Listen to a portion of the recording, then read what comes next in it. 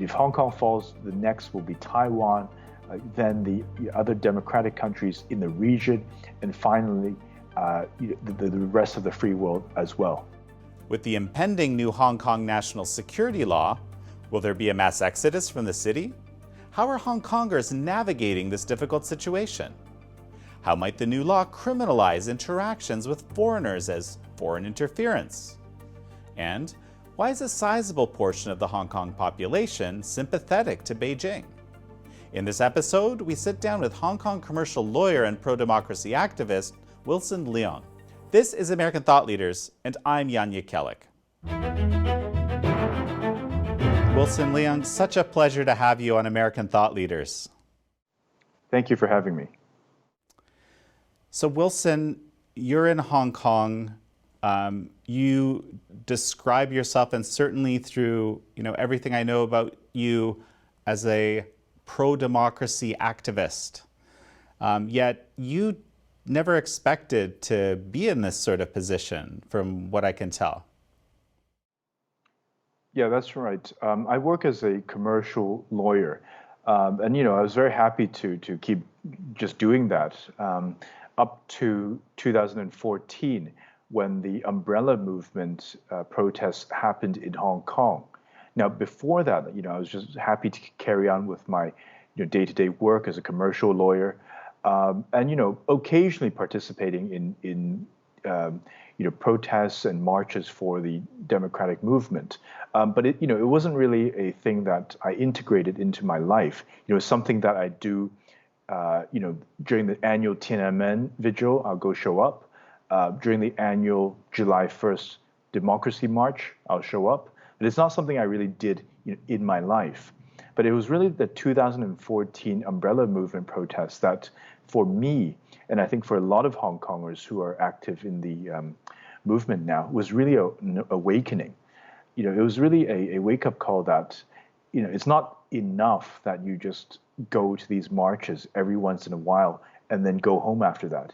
It's something, such an important thing that is something that you have to do, constantly on a day-to-day or week-to-week basis. And so that, I think that was really the wake-up call for me, and for a lot of the people I know, that it's actually something that we need to do, with a much greater urgency. So that's right. And so we had this, extradition bill that, created a huge movement in Hong Kong last year. And then, of course, that took us into coronavirus time, everything shutting down. And now we have this national security law, which, I've seen you have been talking about a lot on social media. And now, where are we at with this national security law?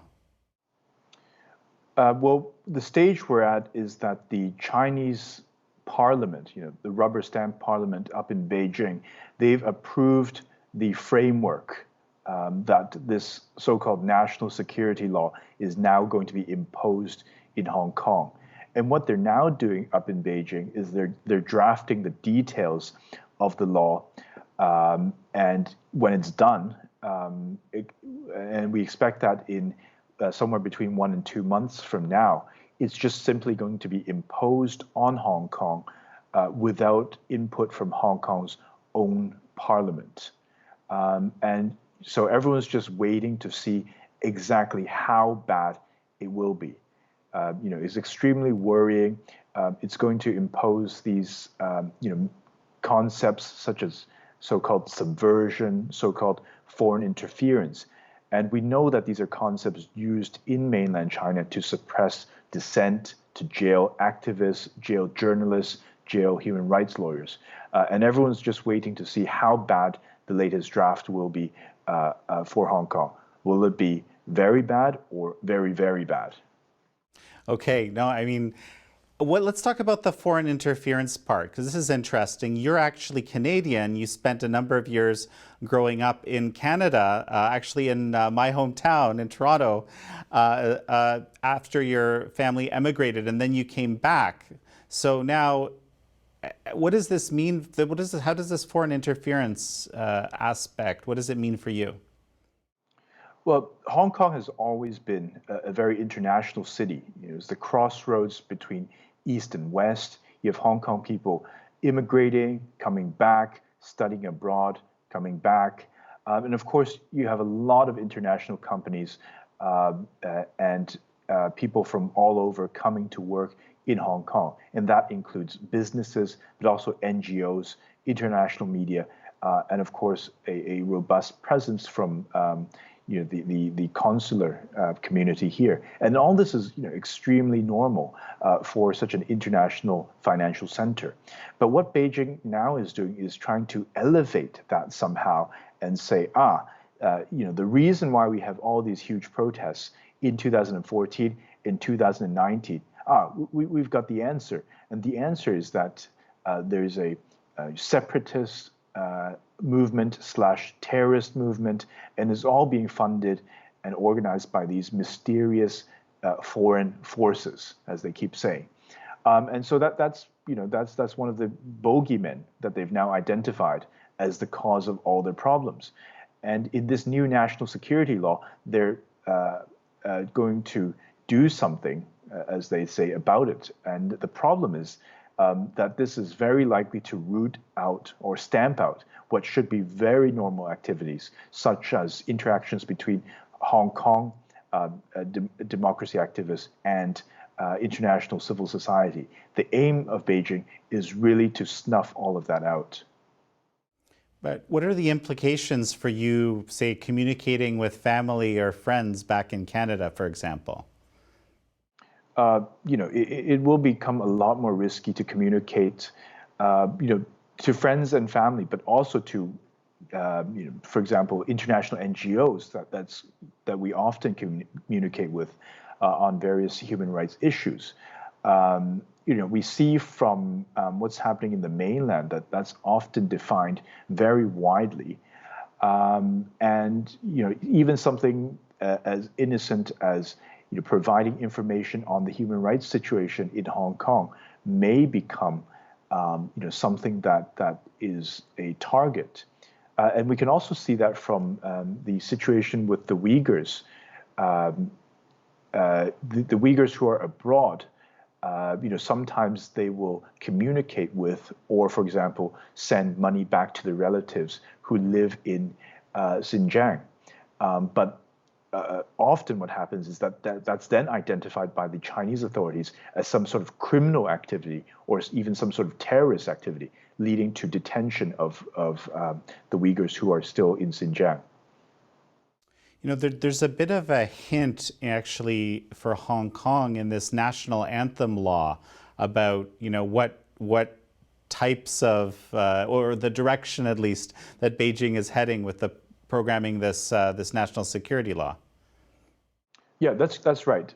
Instead of trying to really assuage the concerns of Hong Kong people, instead of trying to provide for greater autonomy, greater rights, Beijing is heading in the opposite direction, where it's going to enforce obedience, through laws, through harsh laws, punishments, and also through some sort of patriotic education where they can control the content of what the younger generation will learn about. So there's a suite of programs, in the pipeline. One of these is the national anthem law that's just been passed, which criminalizes any so-called insult to the PRC national anthem, and it will be punishable by up to 3 years in prison. So that's one of the steps. The other step that's in the pipeline is the national security law, but we've also, have further, clampdowns or programs which are planned to instill, patriotic thinking on the part of Hong Kong citizens. So, it's looking, quite dire for Hong Kong at the moment. You mentioned this patriotic education. I mean, I was just reading today, actually, I just glanced at it, but there's some sort of education that's going to be happening as early as kindergarten. And, patriotic education means something different than, say, it would mean in the US. Yeah, that's right. Patriotism in China is often used basically as a code word for non-dissent or obedience to the Chinese government and the Chinese Communist Party. In democratic countries, you have this concept, a very correct concept that one can be patriotic, but at the same time question the government of the day. In UK, for example, the opposition party is called officially the loyal opposition, and that represents the fact that even if you don't agree with the government of the day, you're still someone who's loyal and patriotic. But in China, that's the complete opposite, which is if you're not someone who's falling in line with the government, with the Communist Party of China, then you're not a patriot. You're even a traitor to your race, and that's the sort of concept that looks to be introduced in Hong Kong through the so-called line of patriotic education. So give me an example of what you're seeing or what you're worried about. It's anything that questions the official line of history taken by the Communist Party. I mean, one recent example is that there was an exam question which was asking about World War II. And the question was the Japanese occupation of China. Did it have more benefits than harm? Please discuss.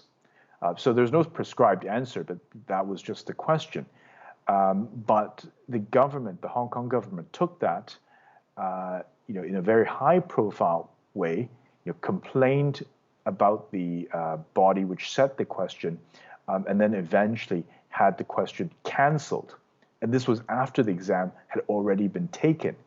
And so, we see that not only are you not allowed to give the wrong answers, you're not even allowed to ask the wrong questions. There's nothing wrong with the question as such. In fact, at Cambridge University, they had a very similar question about Nazi Germany. Nazi occupation, good or bad, please discuss. And the point is not that you have to be forced into a particular view, but it's something that's supposed to stimulate your thinking. But in the Chinese government's view of education, that's not acceptable. You have to ask the right questions and you have to give the right answer. And unfortunately, that seems to be the line that's going to be taken in Hong Kong as well. So basically, the answer has to be what the Chinese Communist Party needs it to be.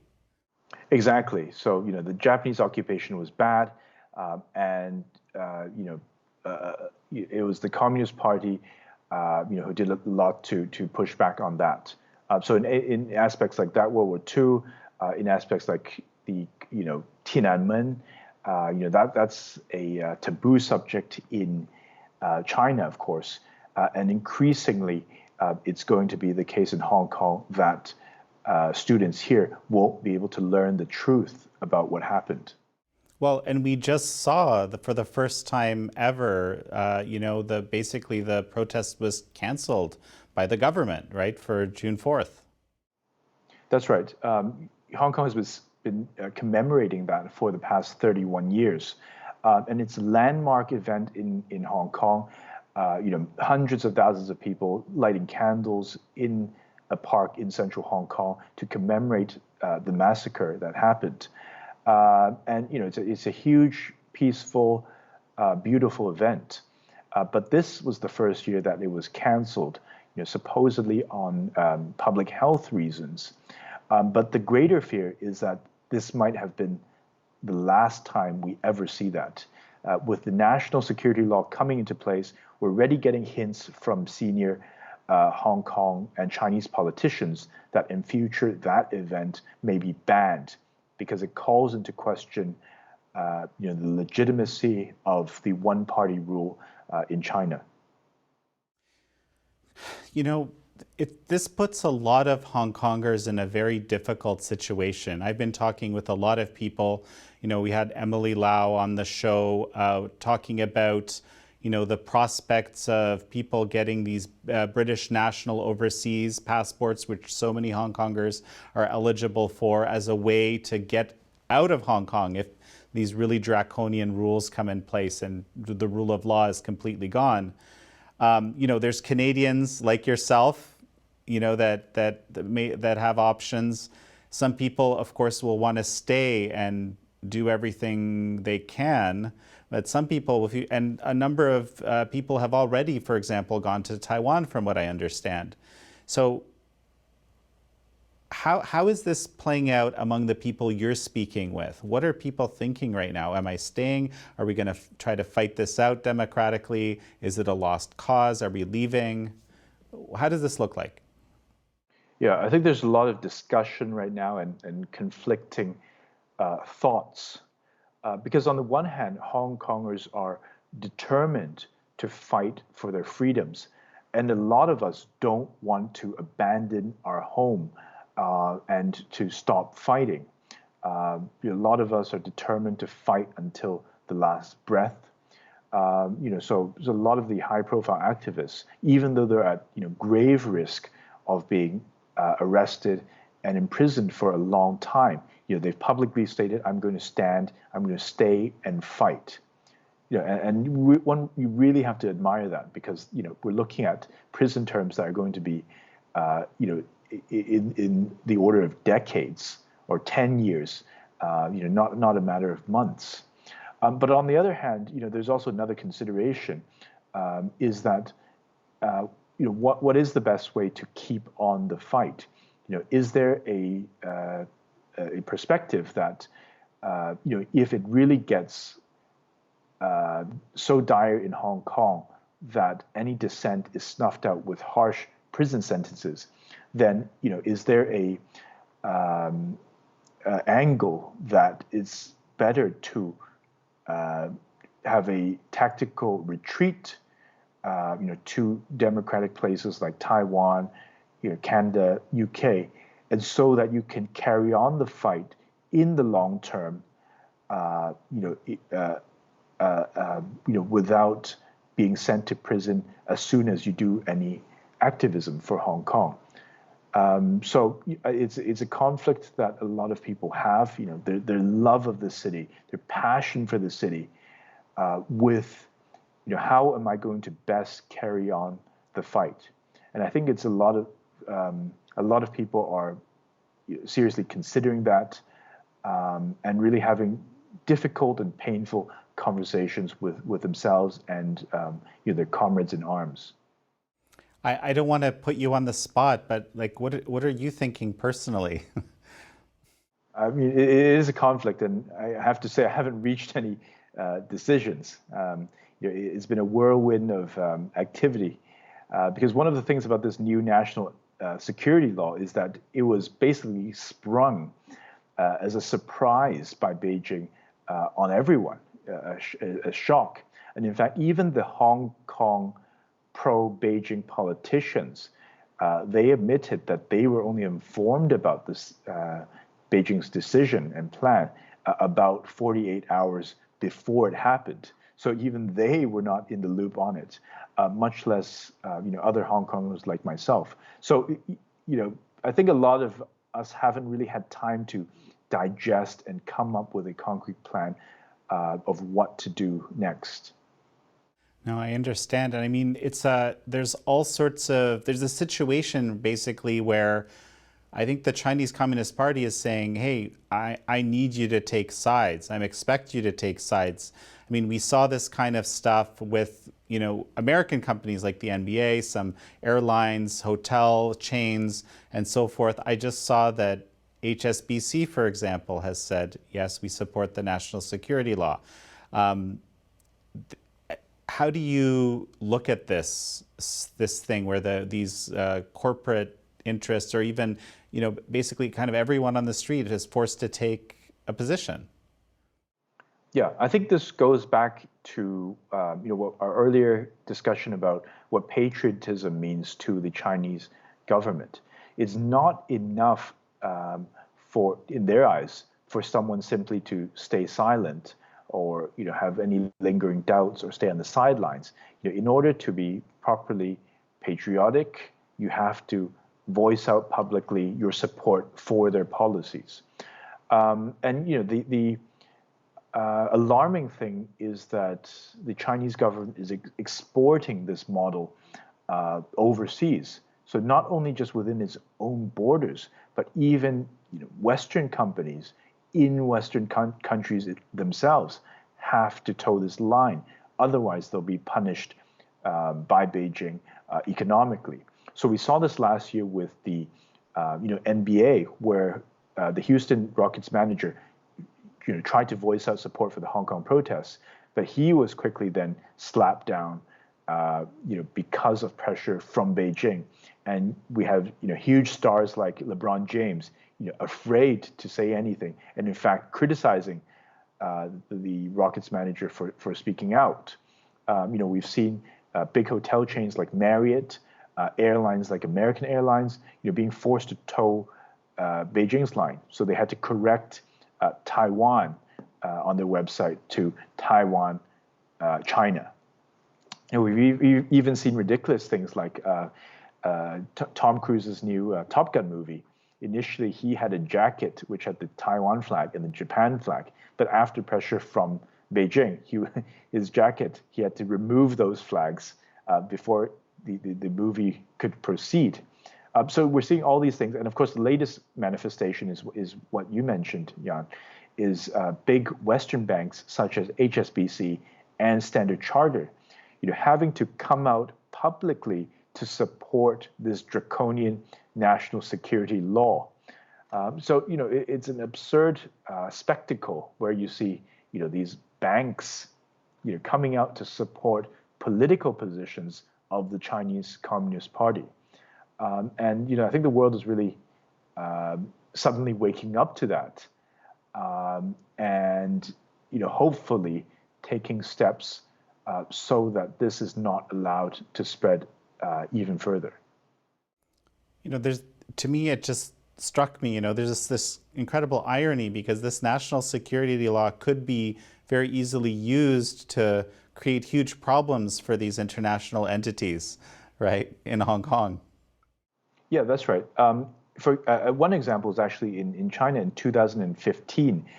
There's a big UK hedge fund called the Man Group, and they got into trouble in 2015 when there was a stock market crash in China, and several of their leading executives within China were actually detained, on these vague national security concepts. They were suspected of being manipulating the market through foreign interference. And some of the top executives were even detained for a number of weeks on that. So we've seen that, and also being Canadian yourself, you know that the two Canadians, Michael Spavor and Michael Kovrig, who are still detained in China, a year and a half later, again on these vague national security concepts. I think one of the charges is passing state secrets to foreign entities.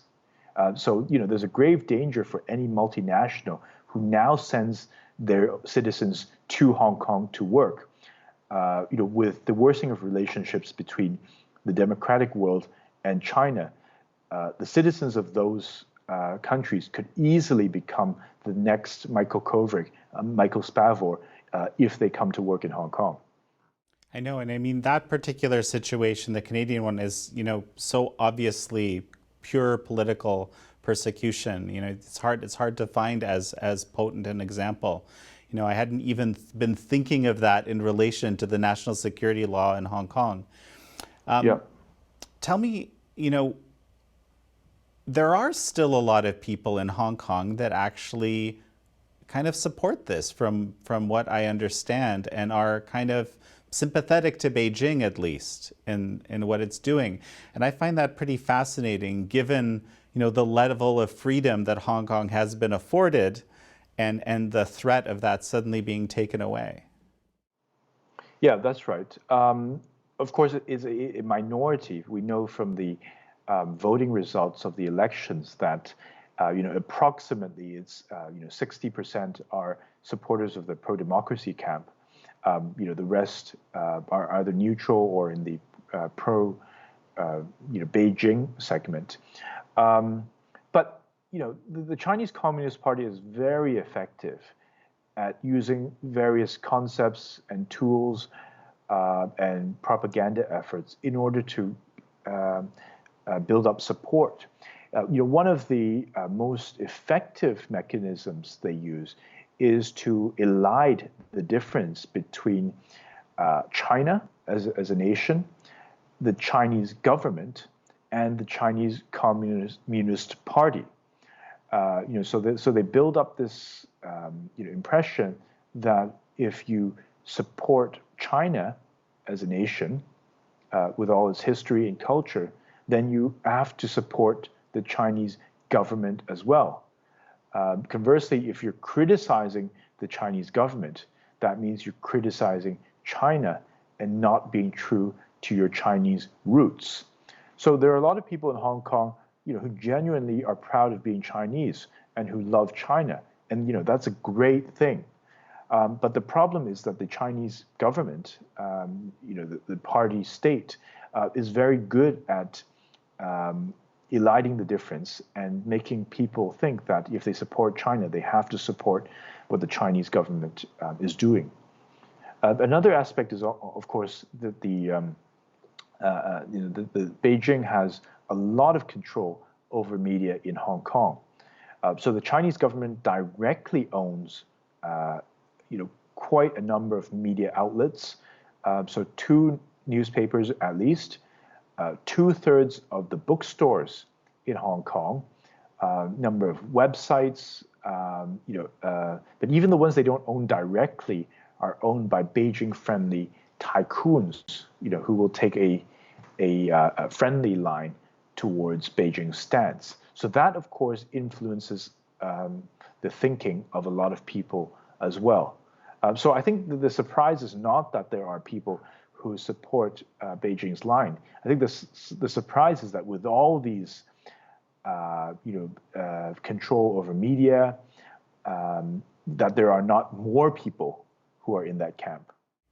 Well, just 2 things come to mind for me. One of them is, I actually put up in my social media a picture of all the front pages recently when there was this paid sort of, pro-national security, pro-Beijing supplement. It was something like, look, the 8 papers in Hong Kong, 5 of them had this paid supplement. Another one had a pro-Beijing message, and only 2, Epoch Times and Apple Daily, had, something really bad is happening here, and a front page, kind of showing the honest situation. So that's one point. You're obviously exactly right about this media influence. So Wilson, second question. I'm very curious about this. In places, you mentioned Xinjiang with the Uyghurs, and actually Tibet is another place I'm thinking about. There's been this, active importing of Han Chinese into those regions, basically to dilute the culture. Okay, and this has been going on for decades.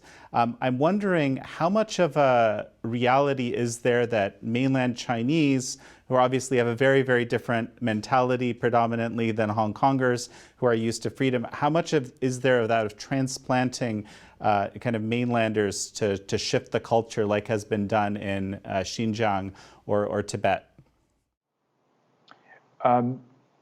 It's obviously one cannot say that any mainland Chinese who comes to Hong Kong to live, must be someone who supports Beijing. I mean, there are certainly people who come here and love the democratic or relatively free society.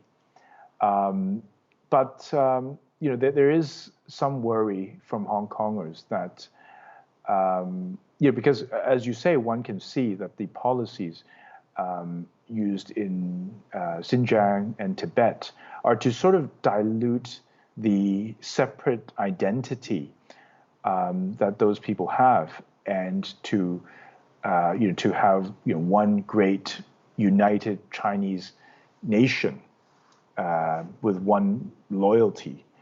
And I think there is a fear here that that might be what Beijing is trying to do, is to try to erode any separate Hong Kong identity, any sense of being different from the rest of China, and to make Hong Kong, essentially like a Chinese city. And I think that's the worry that many Hong Kongers have, is will we be able to preserve our unique characteristics and unique values after all these education policies, immigration policies, and now these laws being imposed. So a multi-front attack on the things that Hong Kongers feel are important to them. This is, you're facing a very, very difficult reality, right? I mean, what keeps you going? I think passion for the city, love for the city. I love Hong Kong. I love the people. And even in the most difficult times, Hong Kongers have a very unique sense of irreverent humor. So we saw that last year in the extradition protests. We even though it was the darkest of times with lots of police brutality, a lot of people, protesters being injured, arrested. I think Hong Kongers really kept themselves going with their own irreverent brand of humor, and just creativity in how they keep up the fight. Creating songs. There's a famous protest anthem, "Glory to Hong Kong."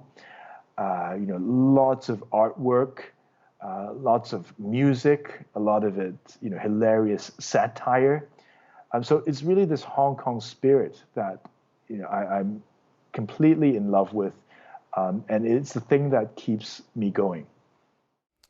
Do you expect that when this once we know the exact details of this national security law, you will be able to achieve the numbers that this extradition law brought into the streets, which were, just astounding by any standard, a giant portion of the population? These large-scale protests are, a lot more difficult now, because last year the Hong Kong police had still been allowing these protests and giving permits to them, but we've seen a big change this year, where the police and the authorities are not giving permits to these protests, and when protesters do show up, even completely peaceful protests, the police have taken really hard line to suppressing the protests. Pepper spraying, journalists, bystanders, arresting and detaining and pressing elderly people to the ground. We see school kids in school uniforms being rounded up and arrested like common criminals. So it's a strategy of increasing the cost of coming out to protest. And so far, it's been keeping the numbers down. I think it's a conscious strategy by the Hong Kong government. And so even though there's a lot of opposition, it's not being reflected in the sort of large-scale protests due to these restrictive, harsh measures taken by the Hong Kong authorities.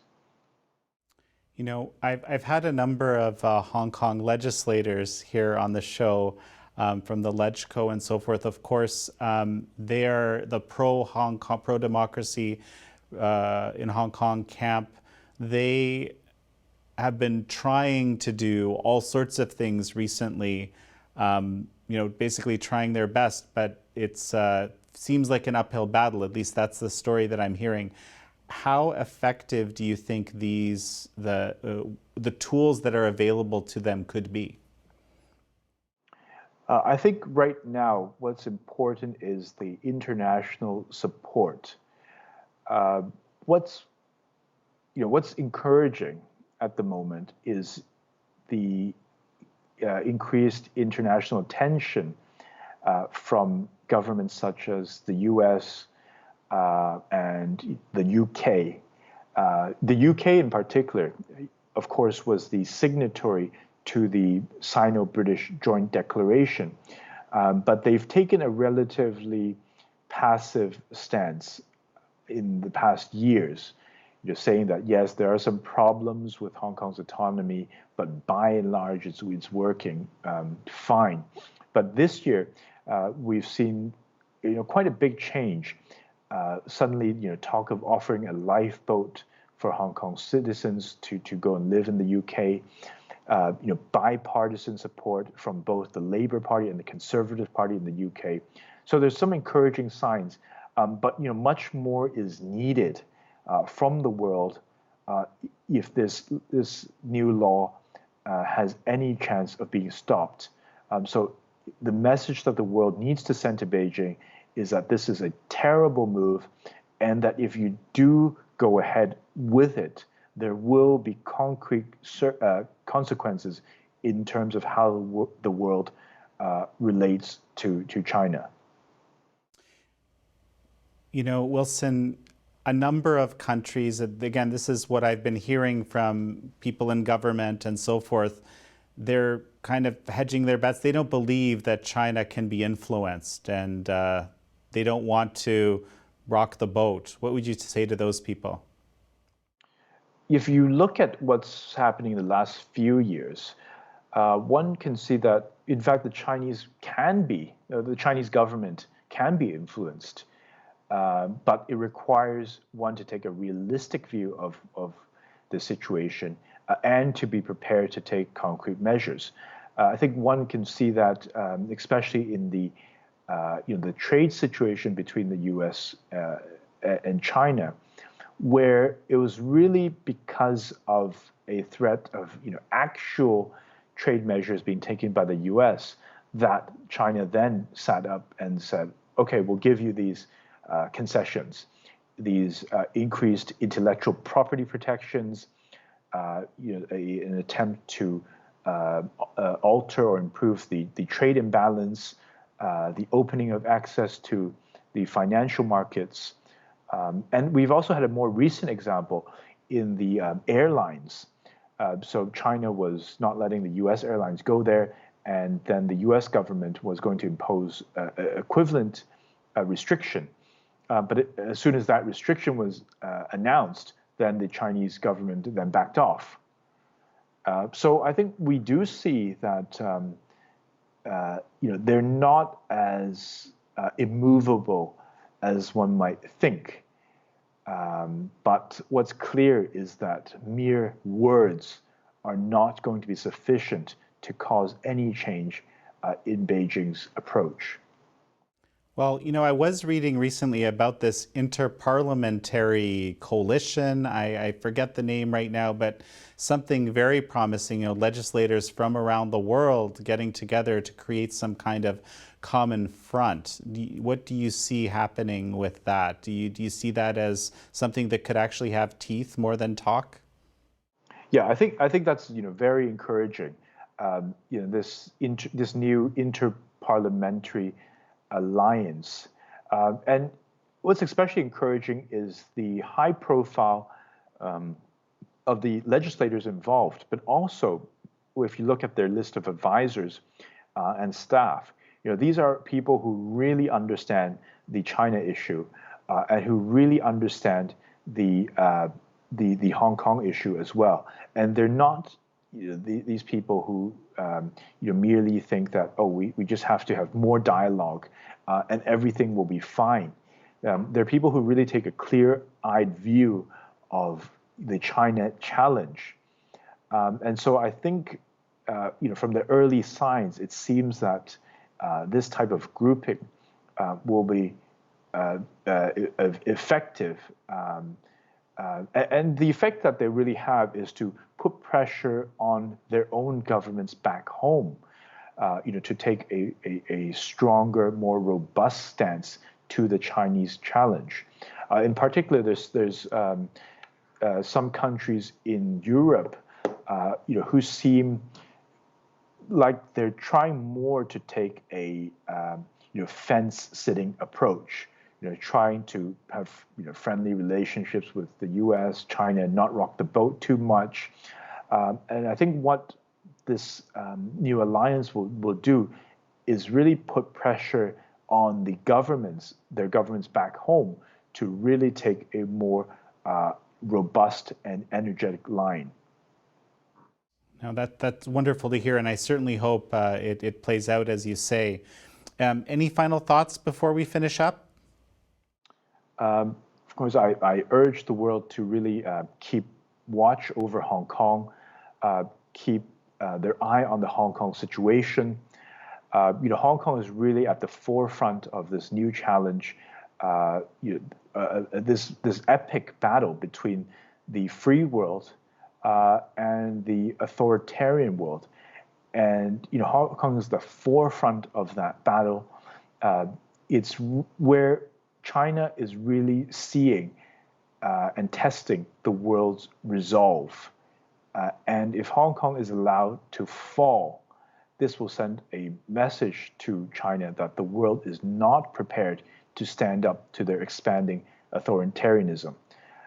And if Hong Kong falls, the next will be Taiwan, then the other democratic countries in the region, and finally the rest of the free world as well. So please keep watch over us. Well, Wilson Yeung, thanks so much for joining us. Thank you, Jan.